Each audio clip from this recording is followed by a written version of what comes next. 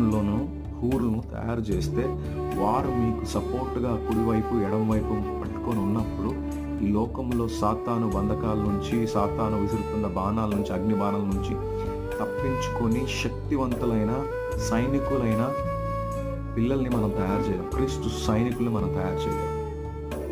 అట్లాంటి అవకాశం ఉన్నప్పుడు మీరు వాడుకోండి. ఒక్క మాట చెప్పి నేను ముగించేస్తాను. యేసుక్రీస్తు వారిని సిలువ వేసినప్పుడు కుడివైపు, ఎడమవైపు ఇద్దరు దొంగలు కూడా ఆయనతో పాటు సిలువ వేయబడ్డారు. కానీ ఒకటి మనం గ్రహించాల్సింది ఏంట్రా అంటే అక్కడ ఆ సందర్భంలో ఇద్దరు దొంగలకి ఒకేసారి యేసుక్రీస్తు వారితో మాట్లాడే అవకాశం వచ్చింది. ఓకే, ఒక దొంగ అంటాడు, నువ్వు నిజమైన దేవుడు అయితే నిన్ను నువ్వు రక్షించుకొని నన్ను కూడా రక్షించు అని ఒక దొంగ ఆయనకిచ్చిన అవకాశాన్ని ఆ మాటతో ముగించాడు. ఇంకొక దొంగ అంటాడు, నేను పాపినే, మాకిది శిక్ష సరైనదే, కానీ